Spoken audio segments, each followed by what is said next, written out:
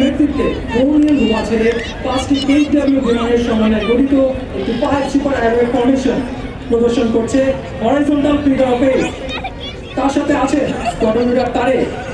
অন্যান্য 4টি বিমানে আছেন স্কোয়াড্রন লিডার রাফি ও স্কোয়াড্রন লিডার সাদি, স্কোয়াড্রন লিডার জায়েদ ও স্কোয়াড্রন লিডার শাহরুখ ডিসপ্লে এবং মাল্টি ফাংশনাল ডিসপ্লে।